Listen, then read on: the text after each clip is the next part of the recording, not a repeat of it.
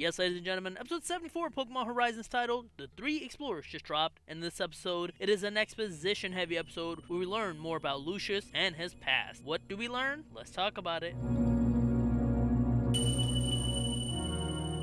This episode continues from the last episode as Liko's grandmother returns to the Brave Olivine. After seeing all of the starters having evolved, she says that she has learned more about Lucius, but first, she wants to battle Liko. This battle is a showcase of Liko's development. The battle is really here to break up the episode so that it's not just all talking, and I appreciate that. Liko is able to dodge attacks and fire back with Magical Leaf and Acrobatics until eventually she gets hit by Flare Blitz. She's then able to use Sucker Punch to counter a second Flare Blitz. However, this is where we learn that Arcanine's ability is Justified. Justified being the ability where if a Pokemon is hit by a Dark-type move, its attack increases. I feel like we knew that the Arcanine had Justified already? Maybe I could be mistaken. Either way, Liko counters with her Terrestrialization, and she wins when she uses Magical Leaf on Arcanine's feet to get it to trip, and then use Magical Leaf close range.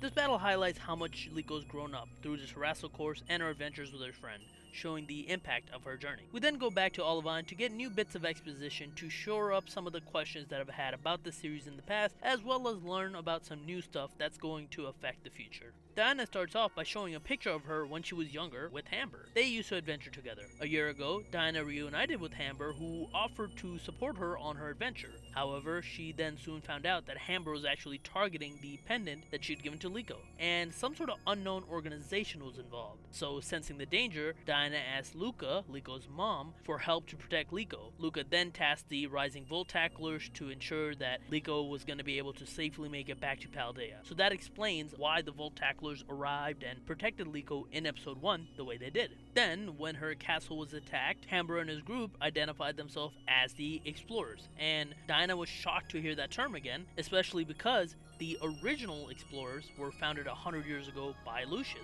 So there's this group using this name for some reason, and to understand why they might be using Lucius's team name and their true purpose, Diana began investigating the origins of the Explorer team. That's why she left the Brave Olivine a while back to dig deeper into the original Explorer's history. She traveled the world, but all she found were history books that had like fragmented traces. But then she decided to revisit the town where Lucius was said to have stayed. There she talked to someone who had lived there a long time, and this old lady showed her legends and diaries of people from the time, and she finally found records left by those who encountered Lucius who mentioned his companion. And we learned that the original Explorers consisted of 3 members: Lucius, Ristle, and Gibeon. If you remember last episode, our heroes heard the name Ristle in Memories of Cleavor.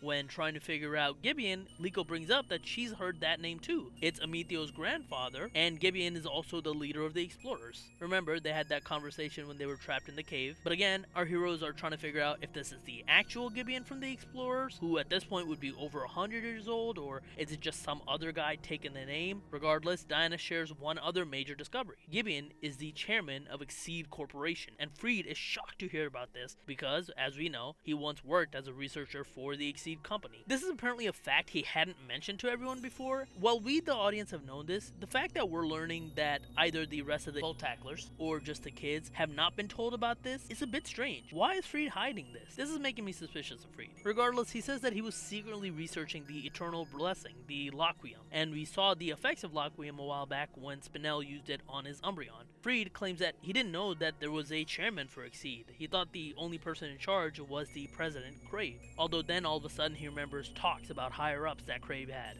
But using this knowledge, our heroes realized that Gibeon and the Explorers were using the Exceed company to study this thing called Lockweum as they're trying to go to Laqua, meaning they must be after Laqua's Lockweum. Still, the questions remain about why Gibeon is still active and what he plans to do with Lockweum. But our heroes do feel like they're closer to uncovering the truth.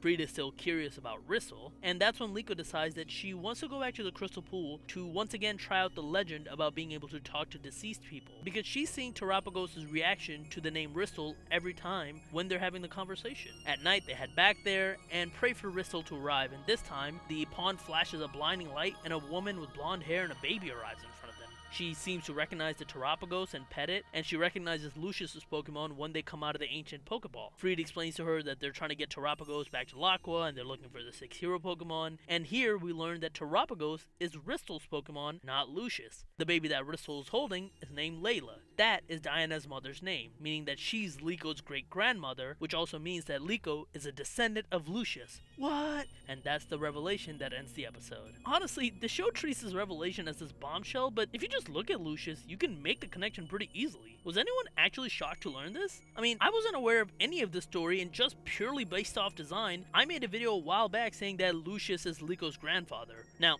I was wrong by several generations because at that point I didn't know how old Lucius was supposed to be, but regardless, even back when we practically knew nothing, I didn't think that was a wild leap to make. At least now the characters involved in the stories know, which is a major development because it's going to cause them to react and change in certain ways, and I'm looking forward to what that's going to be. The revelation also finally starts laying the ideas for the theme of Pokemon Horizons and explains why Amethio is one of the first people we meet in the series. While I don't know what the final theme of the story is going to end up being, it has something to do with family legacy, and Amethio contrasts Liko in a major way. Amethio is directly following orders from his grandfather to live up to the family legacy. He's trying to impress someone who he looks up to. Liko, on the other hand, chose her adventure without knowing the connection to her family at all. Her goals are independent of her family's legacy, and she just chose to take Terapagos back to Laqua, not to make anyone in her family happy, but because, in her mind, that was the right thing to do. It informs to us who Liko is at the core of her character. Liko is a selfless person, and while I wouldn't say Amethio is a selfish person, his goals are to directly help someone else's selfish desires, and that tells us that Amethio is someone who desires validation. And I'm sure that we're going to learn more about this as the series continues, but it's an interesting look at the two main rivals of the series and how they're connected and contrasted. The next episode, it seems like we'll learn more about Ristal and about the adventures with Lucius, and looks like we're going to get an awesome battle here. We'll see what Gibeon really wants. This might finally give us clarification on what Laqua is, what Laquarium does, and what our heroes are ultimately going to accomplish if they manage to take Terapagos back there. I am really curious to see if any of these will be answered or all of these will be answered, and what other questions might come up from this. I can't wait. But what about you guys? What did you guys think of this episode? Let me know in the comments down below. Be sure to like, share, subscribe. That's it. I will talk to you guys later. Peace.